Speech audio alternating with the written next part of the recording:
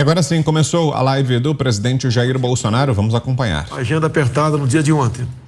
Então, quinta-feira, entregamos residencial Buritis, em Coronel Fabriciano, Minas Gerais,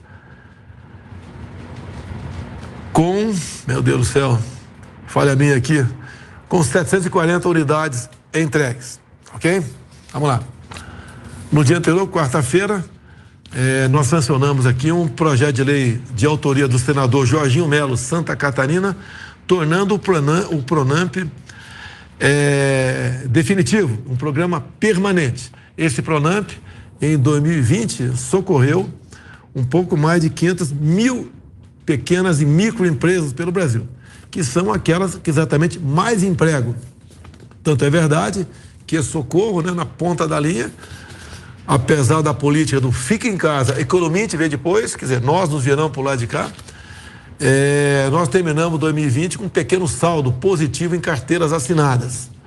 Obviamente, o pessoal da informalidade, o do churrasquinho de gato, o do sorvete na arquibancada do jogo de futebol, de um biscoito na praia, água num sinal, esse pessoal foi para a lona, uma política que realmente não se viu o lado da sobrevivência desses mais humildes, que nós calculamos em 38 milhões de pessoas. Nós socorremos com o auxílio emergencial. Foram 5 meses de R$600. Por mês, a União se endividava aproximadamente 50 bilhões de reais. Mas foi por uma causa realmente de quase, vamos assim dizer, sobrevivência dessas pessoas. Porque em poucos dias iriam sair às ruas famintas, né? E com problemas mais variados possíveis, e não sabíamos o que poderia acontecer de caos social no nosso Brasil. Como, por exemplo, até mesmo invasão, saque a supermercados, questões que ninguém queria o que é que aconteça em nosso Brasil. Então, nesse novo programa, que tornou-se, então, permanente, né? Nós incluímos também outros microempreendedores individuais, como artesãos, manicures, borracheiros, doceiras, barbeiros, etc. Agora, algo extremamente importante, talvez o mais importante de hoje aqui, né? Já viram que eu não sou jornalista, né? Tá cheio de coisa na minha frente aqui. Foi divulgado um ranking das mídias sociais mais influentes no mundo, que mais interagem. É a nossa, né? Tá Jair Bolsonaro em primeiro lugar, depois tem o primeiro-ministro da Índia, Narendra Modi, um país com quase 1,5 bilhão de habitantes. Zelensky, que está em alta, obviamente, o que ele escreve, porque está havendo uma guerra em seu país, entre tantas outras personalidades aqui. Agora, por que em primeiro lugar? Né? No meu entender, porque, primeiro, deixar bem claro, não existe impulsionamento. Lembro lá atrás que me acusaram de impulsionar durante a campanha, mídias sociais. Não existe. Se existisse, as plataformas mostrariam, né? Agora, vem da onde? Credibilidade da informação. É que a Jovem Pan faz aqui, em especial no programa Pingo nos Is. Tem credibilidade. O time do Augusto Nunes cada vez angaria mais simpatizantes para ouvi-los entre 18 e 19 horas. Outra coisa é uma constância. Pelo que me lembre, só uma quinta-feira nós perdemos a live porque estava voando. E agora, pela segunda vez, há um adiamento, né? Por questões aí que realmente fugiram da nossa alçada. E outra coisa também, as mídias sociais deram vozes às pessoas para opinar de forma independente. Então, hoje em dia, qualquer um que está nos ouvindo aqui pode tranquilamente emitir sua opinião, como emite em comentários das postagens que nós, outras pessoas, fazem. Então, isso é uma coisa maravilhosa, uma coisa fantástica. Já começa a preocupar, já há algum tempo está preocupando autoridades, que só por ser autoridades aqui em Brasília, expunham as suas ideias, né? E aquela ideia passava a ser lei. E ponto final, tá? Então isso mudou. Essas pessoas realmente, ao se informar de forma mais clara, com alguns poucos órgãos de informações oficiais, né, como Jovem Pan e também as mídias sociais, que passa a ser uma terra onde qualquer um pode expor as suas ideias e deixar bem claro, quem começa a escrever besteira na sua página, essa pessoa perde seguidores, fica esquecido. Você vai lá nos comentários, uma matéria tem uma semana, tem lá 30 comentários e, na maioria das vezes, críticas. Agora, uma coisa muito importante, aquele tal do PL das fake news. Eu não sei como falar tudo aqui, vou falar uma parte e deixar para concluir depois. Porque ministros do Supremo Tribunal Federal quiseram aprovar o projeto de fake news. A gente fica desconfiado, né? A gente fica preocupado. Muita gente fala, qual é o interesse do Fachin em descobrir, né? Ou dizer que o CEP, Código de Endereçamento Postal, da ação na Lava Jato, do Lula contra em Curitiba, tinha que ter São Paulo ou Distrito Federal. O problema foi esse. Em cima disso, o senhor Fachin foi o relator de uma proposta e ele deu o sinal verde e a turma dele do Supremo, né, por 3-2, aprovou aí a descondenação do Lula. Não foi a absolvição, a descondenação. Volta tudo para São Paulo ou Brasília.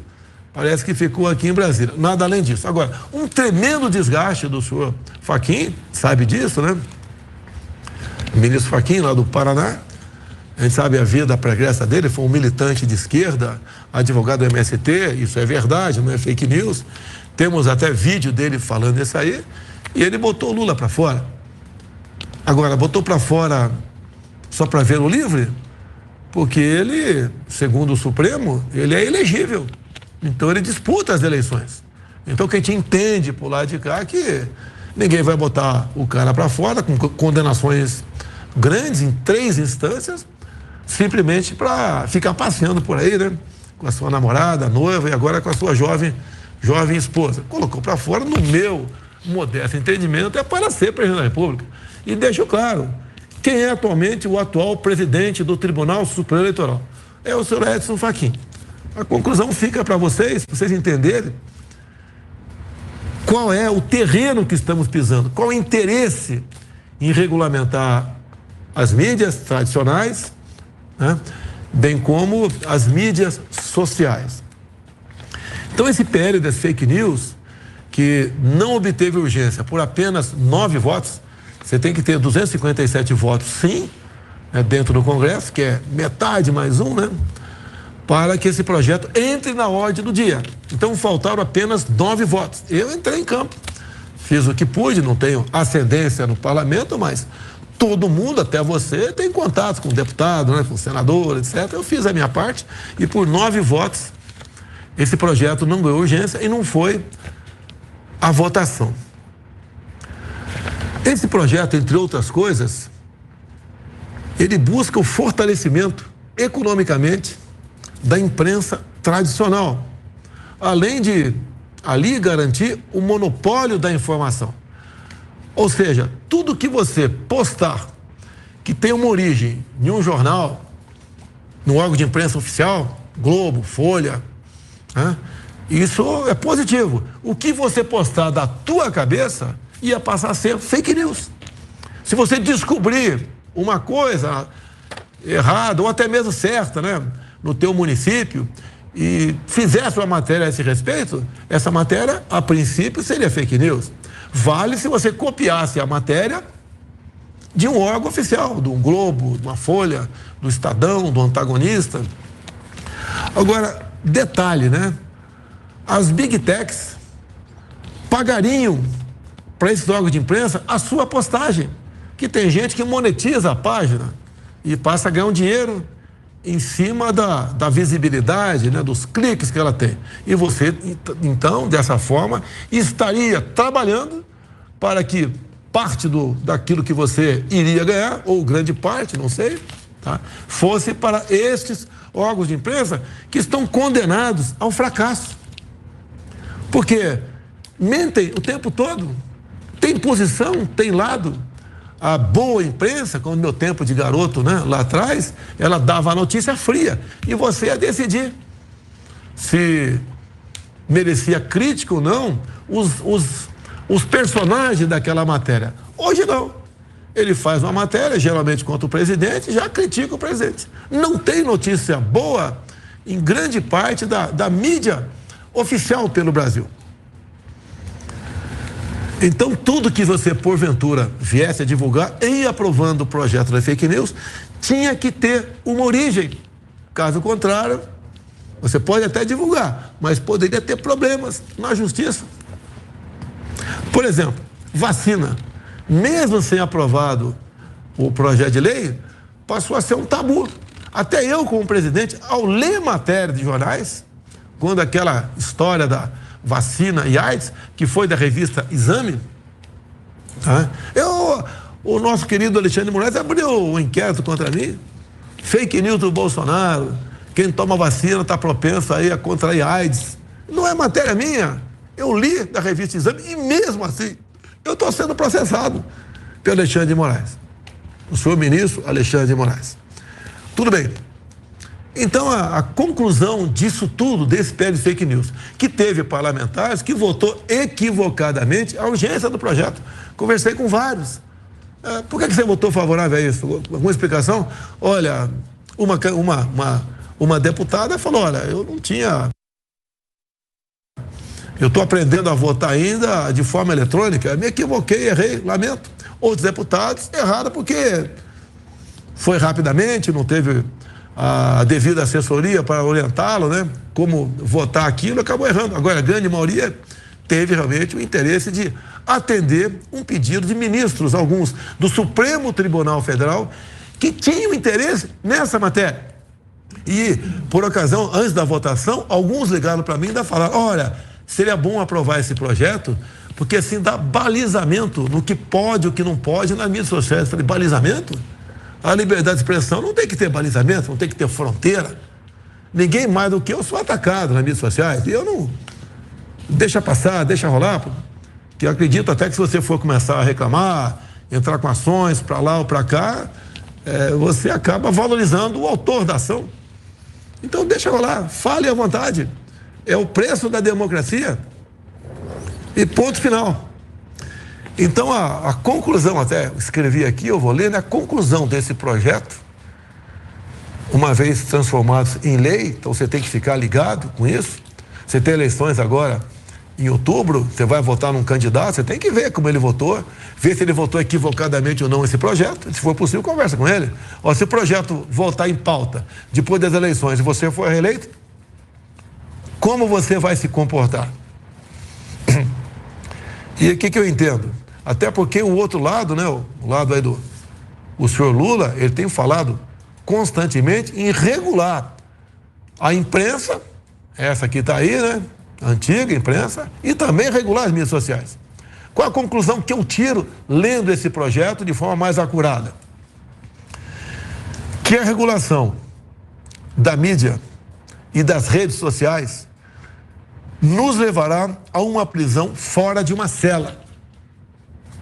Você vai poder falar nada, você vai ser um vegetal. Você não vai poder ficar teclando ali, opinando, falando, postando coisa, postando a fotografia, fazendo um comentário, etc. Você até pode, mas você pode ser surpreendido com um processo. Se tivermos há pouco tempo deputado federal preso, que falou, no meu entender, aquilo que não deveria falar, que foi agressivo, ninguém discute isso aí, mas é um direito dele falar, e se você achar que o deputado extrapolou, não vote nele de novo, tá? Mas se teve um deputado preso com 9 anos de cadeia, iniciando a sua prisão em regime fechado, imagine você. Então o objetivo é calar, te calar. O objetivo, grande objetivo, que existe no momento, já está em parte sendo usado, é tirar a tua voz por ocasião das eleições. Porque os grupos de checadores que são escolhidos pelo TSE é gente ligada ao PT, ao PCdoB, ao PSOL, a ONGs. Não se diz por lá de cá com quem vão se ligar. Até há poucos dias, o senhor ministro Fachin se reuniu com o núcleo jurídico do PT, tendo à frente o advogado do PT, o Zanini, né? O Zanini, para discutir. Entre outras coisas, até a TV CBN, peguei um extrato de um vídeo e bem demonstrou como calar, censurar deputados federais. Olha para onde está caminhando o nosso Brasil. E eu ouso dizer a você, você pensa que você vai entender. Se tivesse outro presidente no meu lugar, como ele teria se comportado? Se tivesse no meu lugar, aquele que perdeu no segundo turno para mim, em 2018, eu vou falar por que ele perdeu, tá? O porquê no primeiro turno o resultado a gente pode discutir, tá? Para vocês entenderem o que está em jogo no Brasil. E não é só no Brasil, é praticamente no mundo todo.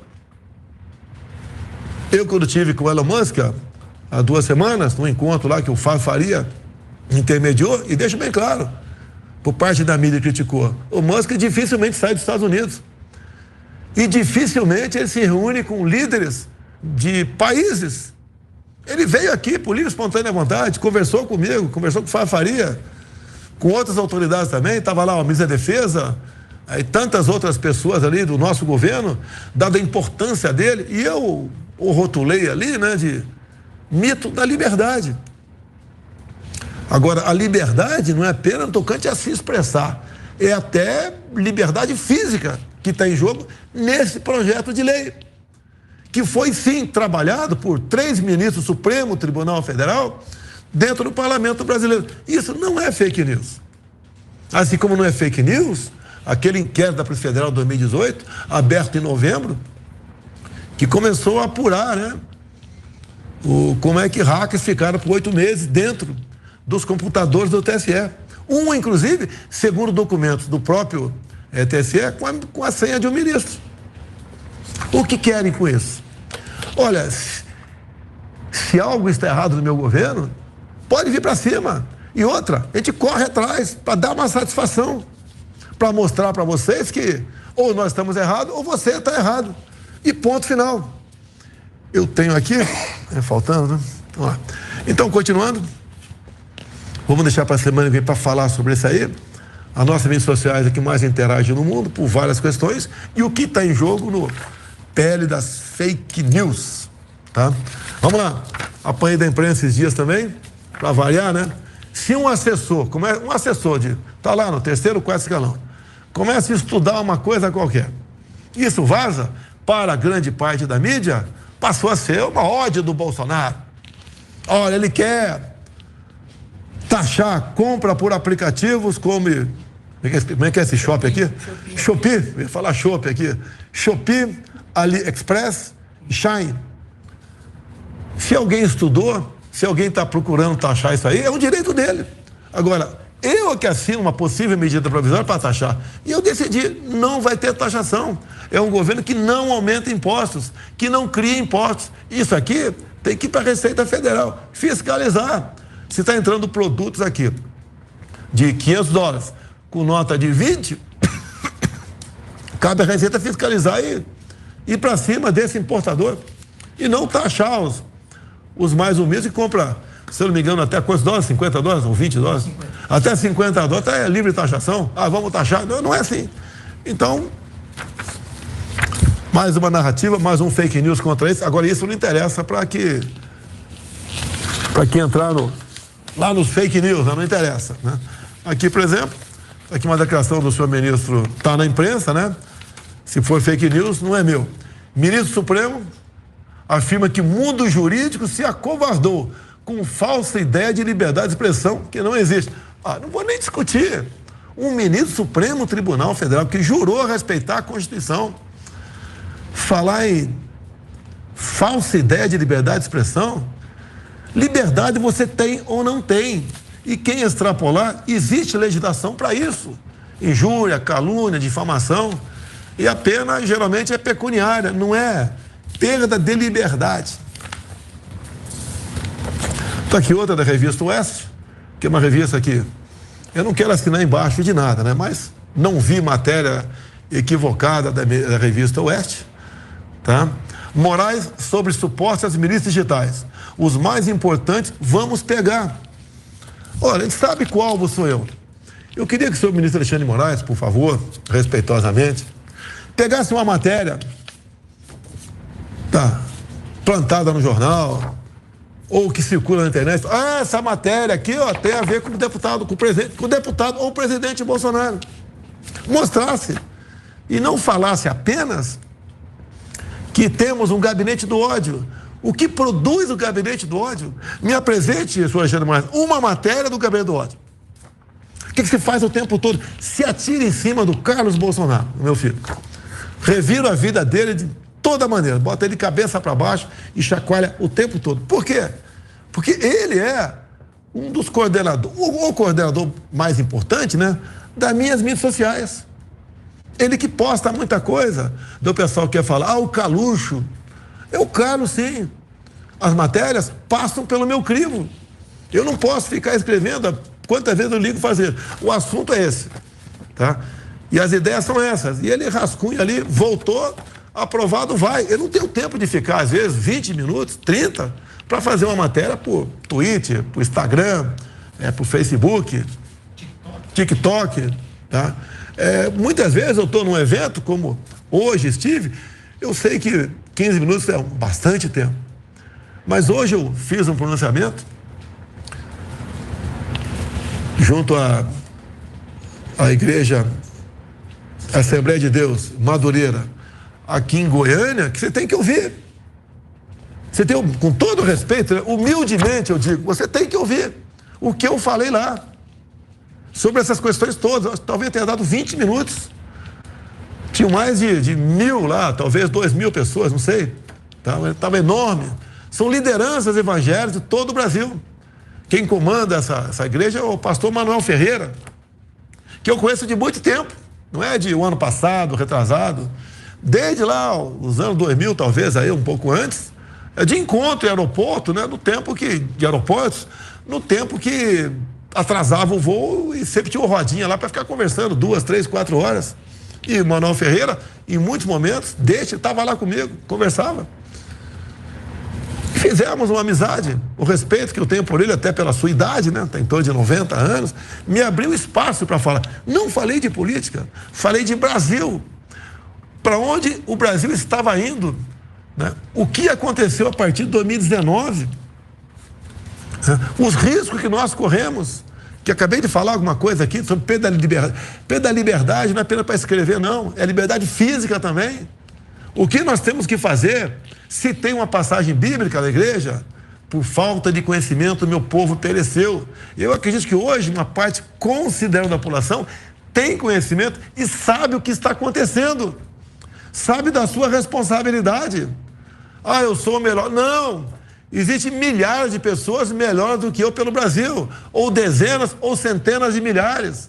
Só que hoje em dia eu estou numa posição de destaque. Quer queiram, quer não. Sou conhecido. Eu tenho 3 anos e meio de mandato para você falar a meu respeito onde eu errei, onde eu acertei, e não apenas onde apenas errou, como é a grande mídia, como é a Globo, a Folha, Estadão, Antagonista. Não tem uma linha favorável, entre tantos outros comentaristas de jornais. Tem os bons comentaristas também, não vou falar aqui para que não sejam perseguidos. Teria uns 10 nomes, 15 para falar aqui, de conhecimento meu, que converso de vez em quando com essas pessoas, mas não falo para evitar perseguições. Tá, então,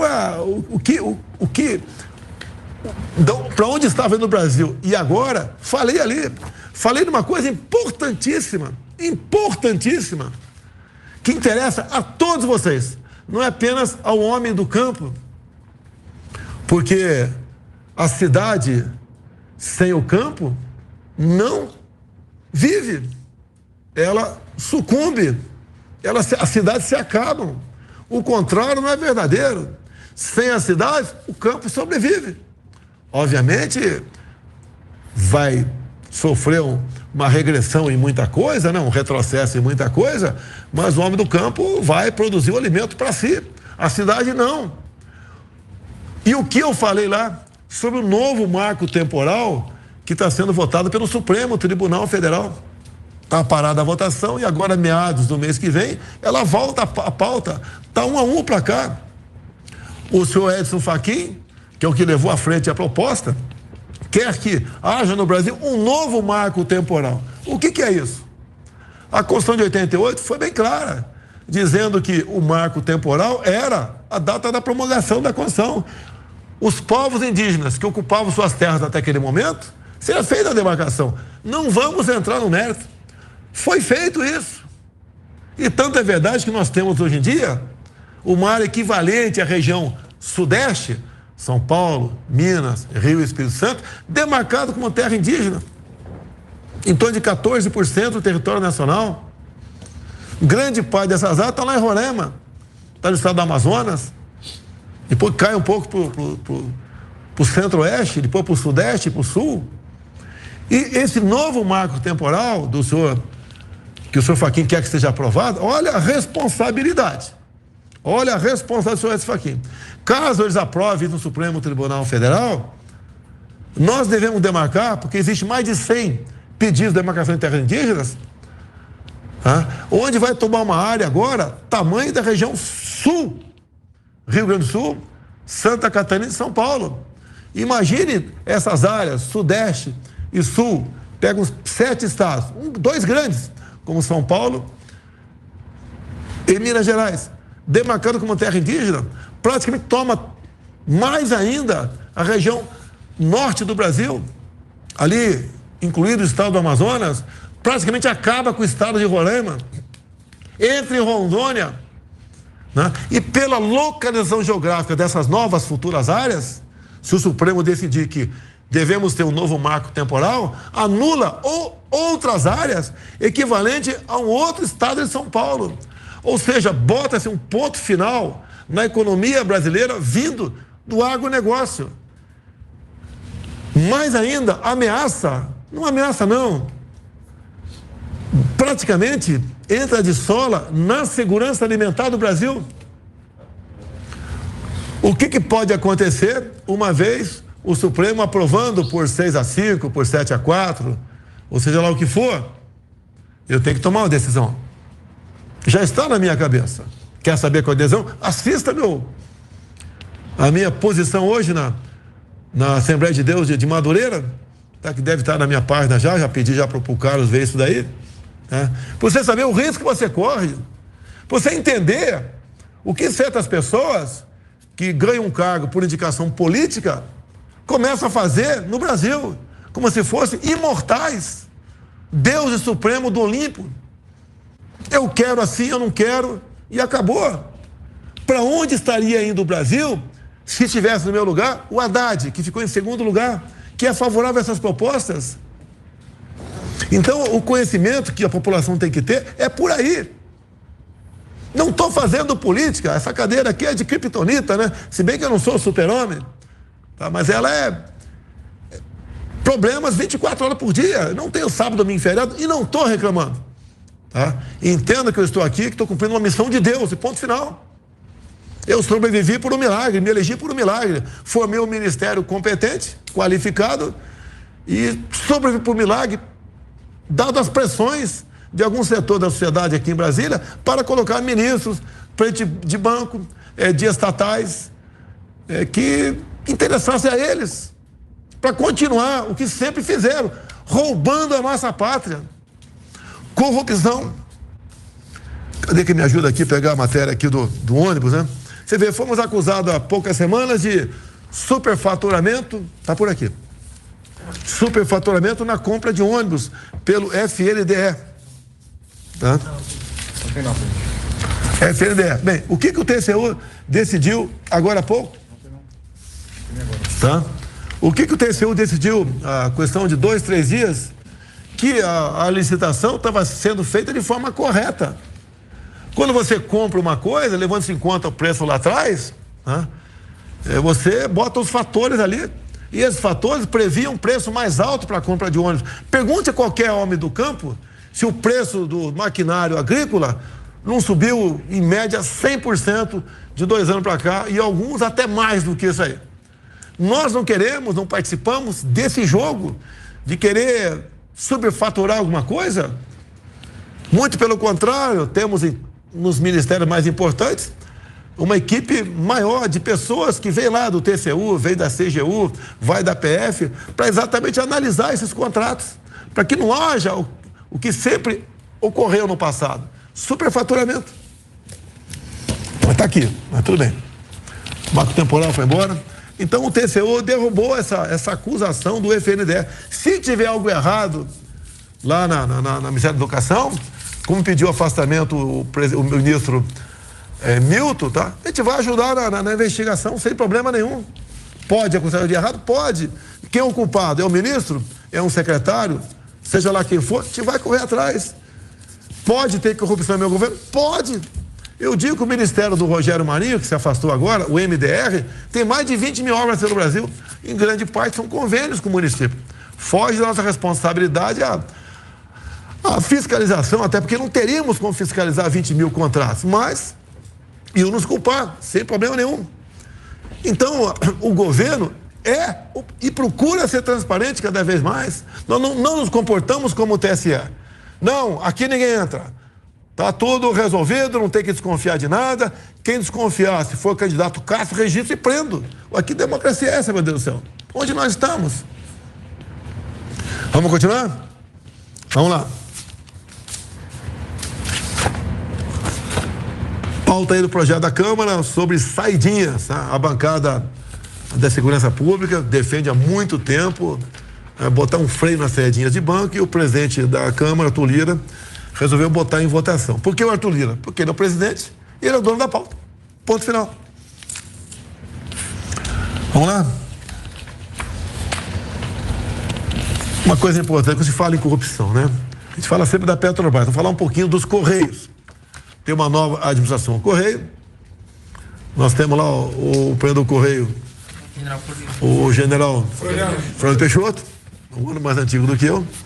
Hoje em dia os Correios têm 5 bilhões em caixa.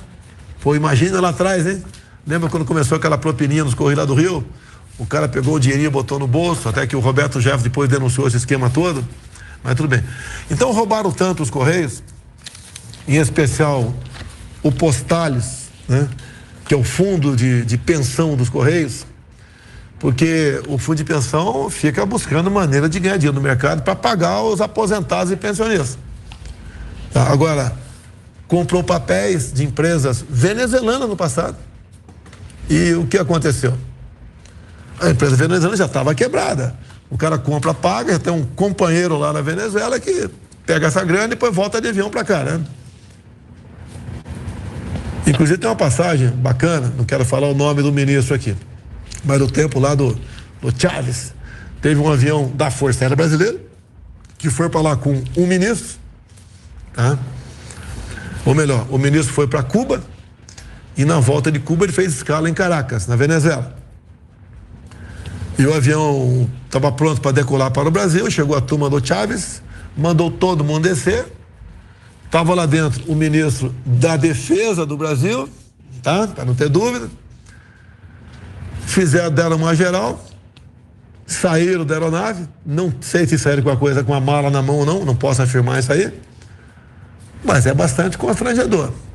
O companheiro Chávez mandando dar uma geral num avião do ministro da Defesa do PT aqui no Brasil.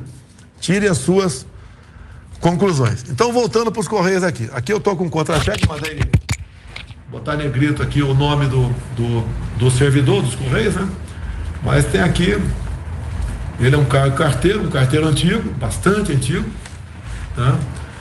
E ele tem aqui um salário de 6.200 brutos. A maioria dos carteiros não ganham isso. Já bem claro que é um carteiro antigo, na lei antiga lá de trás. Tá certo?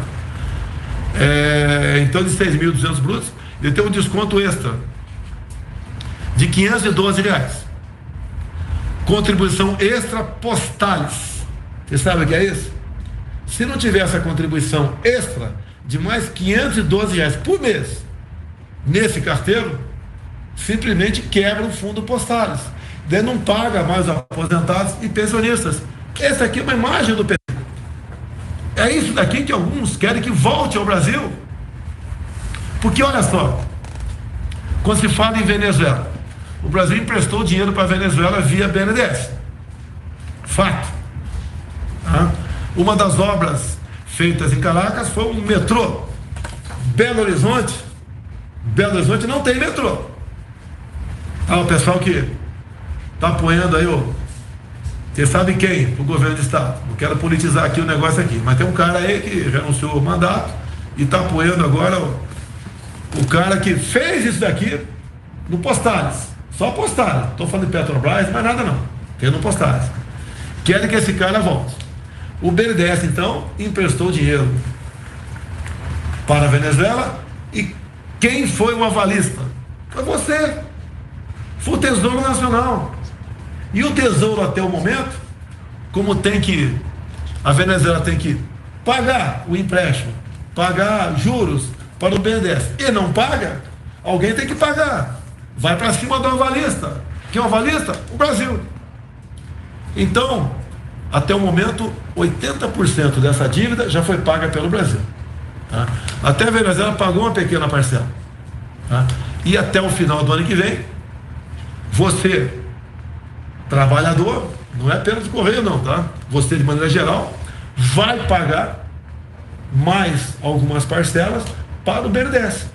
Trabalhador, não é apenas o Correio não, tá? Você, de maneira geral, vai pagar mais algumas parcelas para o BNDES. E essas parcelas, né, vão totalizar até o final do ano que vem 1 bilhão e 60 milhões de dólares, mais ou menos 5 bilhões de reais. Ou seja, do empréstimo do BNDES para fazer metrô em Caracas, entre outras coisas, não foi para fazer metrô em Belo Horizonte, nós, além daquilo que entregamos para eles, o pessoal fez bom uso disso, com toda certeza, né? Uma parte pode estar voltada para a corrupção, porque lá não tem TCU, não tem CGU, se a polícia, não tem Polícia Federal, lá tem dinheiro no bolso, manda quem pode, obedece quem tem juízo. 5 bilhões de reais. 5 bilhões de reais é quase o orçamento do Tarcísio, né? Ou do Marcelo agora, que está na vaga do Tarcísio. E olha quanta coisa o Tarcísio fez pelo Brasil. Esse é mais um pequeno retrato do Brasil de pouco tempo atrás, do Brasil de Lula, de Dilma. São números, não dá para brigar com números. Então, pessoal dos Correios, eu não sei até quando vai isso daqui, né? Mais 512 reais, porque tem a contribuição básica previdenciária, 400 reais, e mais uma outra de 54 reais. Ele paga hoje mais do que o dobro que devia estar pagando. Vamos lá? E outra coisa, tem matéria da Veja aqui, eu vou te mostrar a imprensa, né? PT não vê erro em financiamentos para Cuba, Venezuela e África. O PT não vê erros. E há pouco tempo nós assistimos, eu ouvi o Lula falando que vai voltar a emprestar dinheiro para esses países que não chama ditadura, né? Porque isso é investimento. Ok? Sempre é bom lembrar. Se Cuba não pagar o empréstimo, o Brasil, eu acredito que não tenha que. Acredito, não sei se eu estou equivocado aqui, não tenha que bancar juros e parcela da dívida, porque Cuba está no contrato que entrega charuto para nós. E se foi feito o contrato é para ser cumprido. Então a turma lá que os herdeiros de Fidel Castro, né, o Chanel, que é o novo ditador, que a imprensa costuma dizer que é presidente, né, pode buscar charuto lá. Afinal de contas, não tem problema para embarcar charuto. O Porto de Mariel foi feito com dinheiro nosso. Está aqui, ó, aquela que tinha falado, né? TCU arquiva processo sobre suposto superfaturamento de ônibus escolar. Quer acusar? Acusa. Mas o estardalhaço que a imprensa fez. Tá? Uma notícia rápida aqui, não vou entrar em detalhes, né? New York Times admitiu que para quem tem menos de 25 anos, a Covid ofereceu risco menor de morte do que em acidente de trânsito. Tá? Isso é o New York Times que está falando isso daqui. Então, menos de 25 anos. Geralmente são os universitários, os alunos. Tá? Fechar escolas. Eu fui contra fechar a escola. Apanhei muito. Aí está preocupado com o lucro, não com a vida das criancinhas. Não tivemos, em 20 e 21, nenhum pedido para UTI infantil pelo Brasil para atender crianças vitimadas, né, acometidas de Covid. Agora, qual é o exemplo que eu dei? Que o Supremo Tribunal Federal, o que decidiu? São concorrentes. Eu, Estado e município. Falou? Sim, falou isso. Mas o mesmo Supremo Tribunal, na mesma ação que veio de uma DPF, diz que vale as medidas mais restritivas. Então, por exemplo, vamos supor que eu fale, né, olha, não vai fechar nada. O governador fala o seguinte: vou fechar só esse tipo de comércio. Vale o governador, eu não estou valendo mais nada, não valeu nada, meu decreto pode jogar no lixo. Ou o prefeito, na ponta da linha, falou: olha, eu quero fechar mais, e joga no lixo o decreto do governador, e já tinha jogado no lixo o decreto do presidente. Aqui eu vou fazer papel do quê? Vou fazer papel do quê? Houve na Câmara, alguns poucos senadores, na Câmara e no Senado, alguns poucos senadores querendo me obrigar a decretar o lockdown nacional. Eu aguardei hoje, não chegou a ordem desses poucos senadores. Eu perdi a possibilidade de conduzir a questão da pandemia no Brasil. Aqui então a gente comprova, né? Aqui, lá em 2020, março de 2020, deixa bem claro, Bolsonaro critica fechamento de escolas e pede fim de confinamento em massa. Sim, eu falei isso. Fui massacrado pela mídia. E não é só pela mídia, não. Muita gente contra mim. Depois, em 2020, em abril, no mês seguinte, contrariando recomendações da OMS, Bolsonaro volta a defender a reabertura de escolas. Está aqui o New York Times falando que o risco de alguém abaixo de 25 anos, é isso? Morrer de Covid, não sei o que estou falando, tá? É menor do que morrer de acidente de trânsito. E aí vem maio, agora, desse ano, 22. O Brasil terá a geração mais pobre com o fechamento de escolas na pandemia, diz a FMI. Olha, se você fica mais pobre, a tendência é você morrer mais cedo, chama-se IDH, se não me engano, DH, tá? Desenvolvimento humano, segundo DH, tá? Tanto é que você vê certos países mais pobres, a expectativa de vida fica menor. Aí eu pergunto: lockdown foi bom ou foi ruim? Você decide. Eu estou falando, eu sempre digo, né, que não é fácil decidir, mas eu sou chefe de Estado, eu tenho que decidir. E eu não tomei certas decisões ou falei certas coisas porque veio na minha cabeça. Teve um conselheiro, como diz na imprensa, né? Um conselheiro. Cada vez indica um. Antigamente era o Carlos, meu conselheiro, que comandava o Brasil. Hoje botaram a culpa num ex-ministro meu também.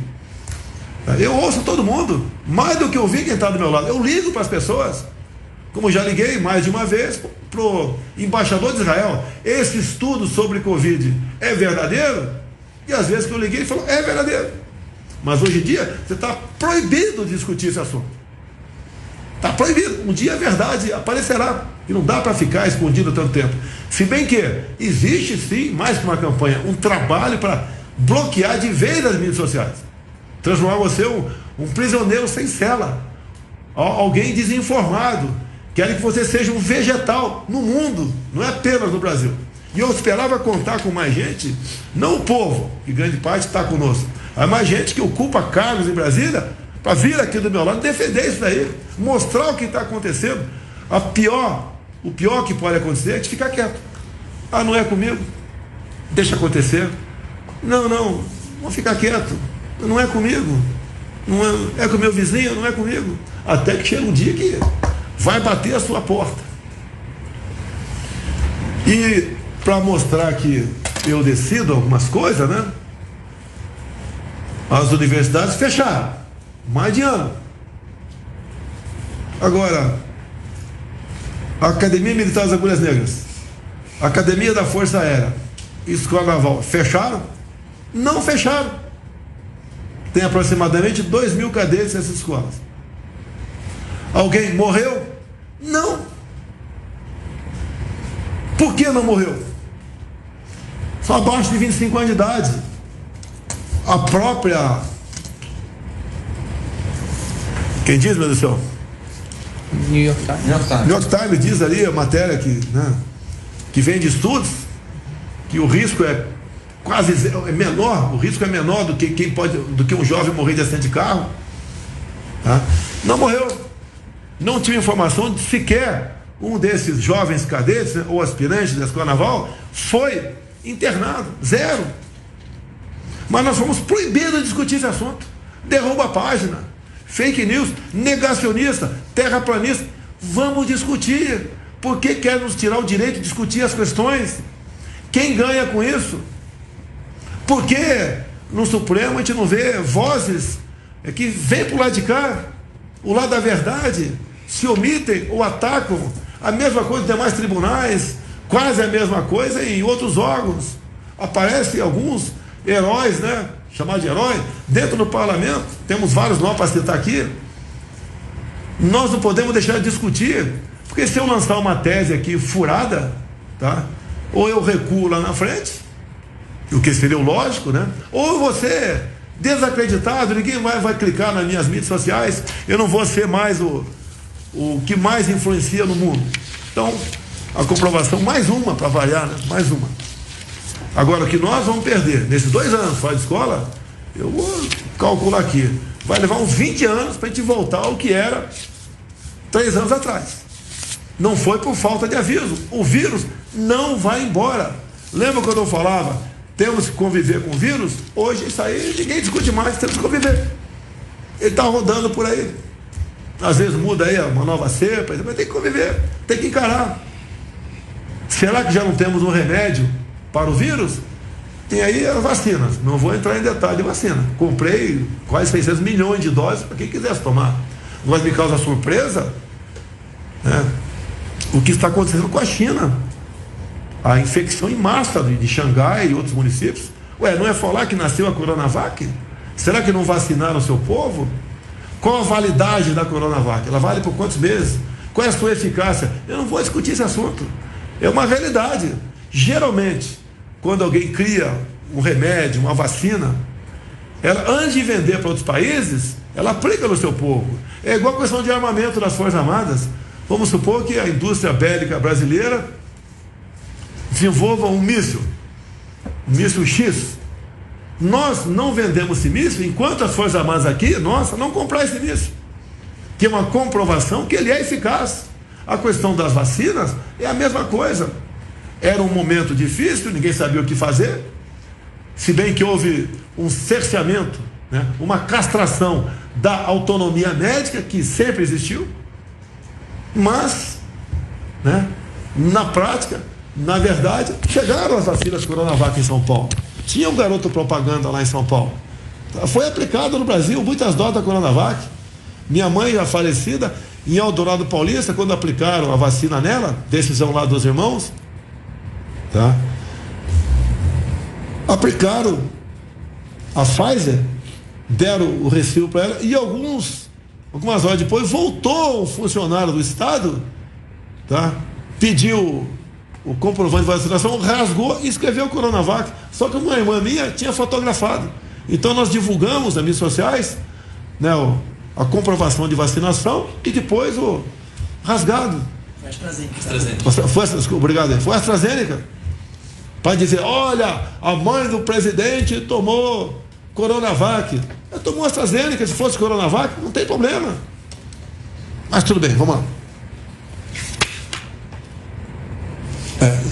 Como disse a matéria agora há pouco, então o Brasil terá geração. Pô, tá 50 minutos? Vamos correr aqui. Correr não.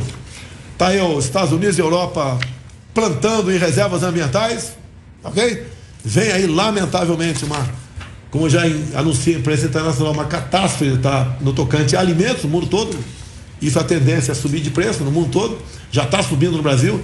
Está muito mais caro em qualquer país da Europa, no próprio Estados Unidos. Acredito que quase todos, a maioria dos gêneros alimentícios, como os combustíveis estão mais caros lá fora do que aqui dentro. Problema da onde? Crise de fertilizante. Aqui, ó, o UOL, sem dinheiro, 17% dos brasileiros deixaram de comer na pandemia, diz o Unicef. Não é que deixaram de comer, deixaram de comer tinha morrer de fome. Comeu mal, né, ou comeu menos. Verdade. Fica em casa. Tá? O campo não parou, mas muitos mercados pararam por aí.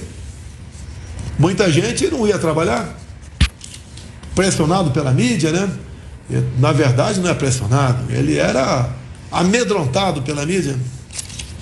Está aqui a revista Oeste.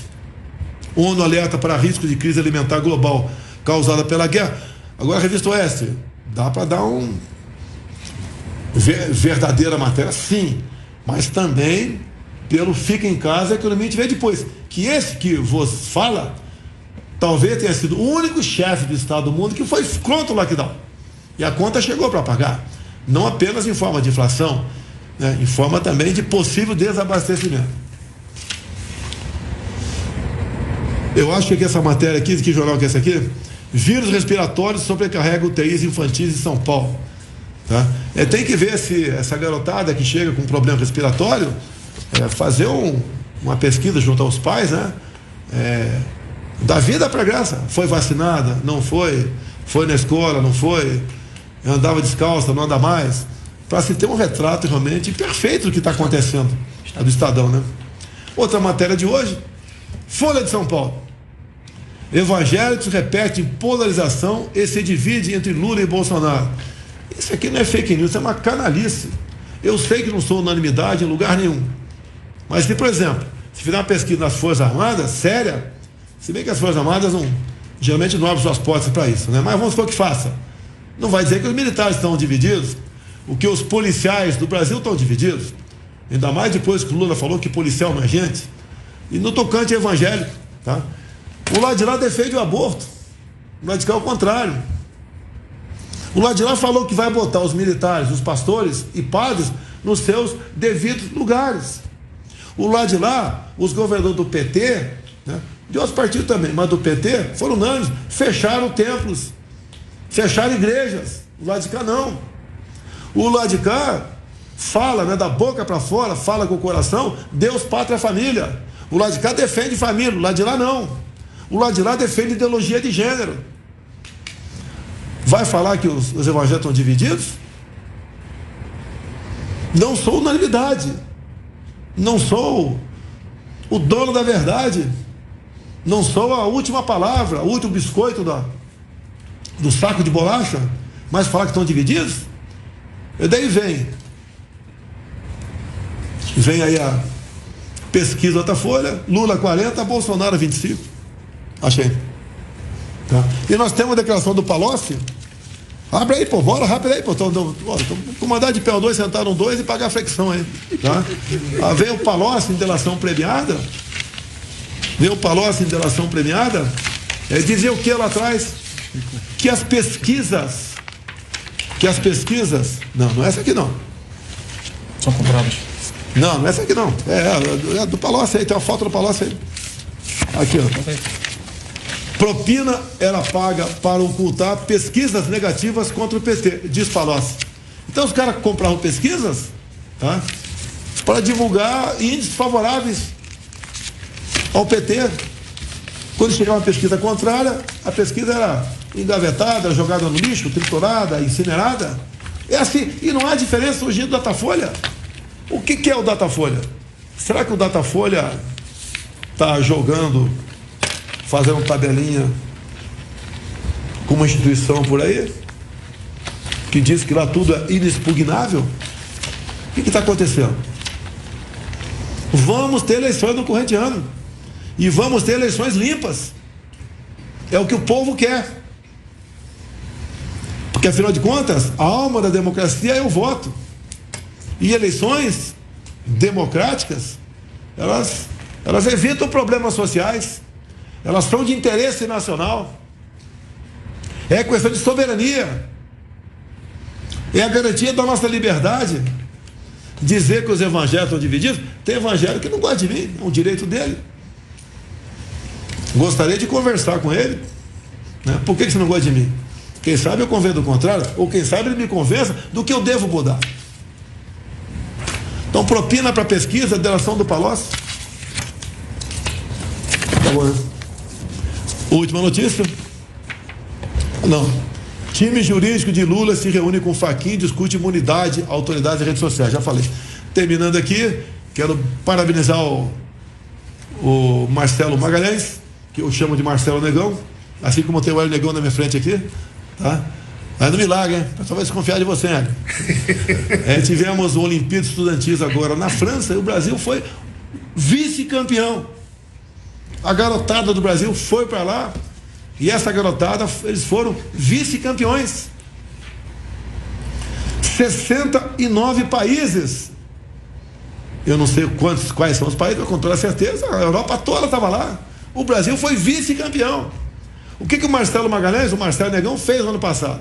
Que é o secretário especial de esporte. Ele ressuscitou o JEBs, Jogos Estudantis Brasileiros, que estava há 17 anos sem tocar no assunto. Depois, acho que do primeiro, segundo ano de Lula, nunca mais teve. Mas para que investir na garotada? Deixa a garotada aí com outras atividades, né, que eles defendem tanto, outras atividades. E não o esporte. Tivemos no JEB do ano passado, vi imagens de jovens chegando na sua aldeia indígena, no norte do Brasil, chegando nos seus municípios, carregados em carro do nosso corpo de bombeiro. E aconteceu agora de novo. É de arrepiar ver garoto que não tinha perspectiva de nada no mundo, né? Você continuar a tua vida normal na tua cidade, de repente ele é alçado numa situação de celebridade pelo esporte, pelas mãos do Marcelo Magalhães, que levou pancada até não querer mais, quando ele assumiu a secretaria de esporte. É amigo do presidente. Não, vou botar um cara do PSOL lá, vou botar um inimigo, vou botar um maconheiro lá. A imprensa ia falar, tá isento. Fizemos a coisa certa. E o Marcelo Magalhães está sendo excepcional. Eu não tenho palavras para agradecer a ele, o que faz não por mim, que faz pela garotada de 14, 15, 16, 17 anos do nosso Brasil. O Marcelo, para chegar aqui e ter um desfile para ele com essa garotada, vou propor para ele, que está ainda, não sei se já voltou ao Brasil, tá? A gente pode receber parte dessa garotada, fazer um evento aqui na Presidência da República, para que essa garotada receba a justa homenagem, tá? Para que sirva de exemplo para os demais. O garoto que tem que ser visto como herói na escola, né, é aquele que estuda, obviamente, e aquele que tem uma vida sadia através do esporte, que o Marcelo Magalhães proporciona através da Secretaria Especial de Esporte. Vou deixar para a semana que vem os novos. Posso falar? Vamos lá, os novos livros, porque quando nós assumimos, tinha galpões de livros didáticos impressos e contratos. E agora, então, acabaram esses livros antigamente, chegando os nossos, tá? Os livros aqui do MEC, para a garotada aí de pré-escolar, né? A garotada aí até de 4 anos de idade, até 8, 9, 10 anos. O livro chama-se Conta para Mim, do Carlos Nadalim. Me lembra um pouco a cartilha Caminho Suave, que eu estudei lá atrás quando era garoto, faz muito tempo, né? Coisas fantásticas, histórias bacanas, que dá orgulho do pai e da mãe, né? Lê para os seus filhos e depois cobrar dos seus filhos alguma coisa. E aqui, por coincidência, eu peguei aqui, ó, Conta para Mim, João Magrelo.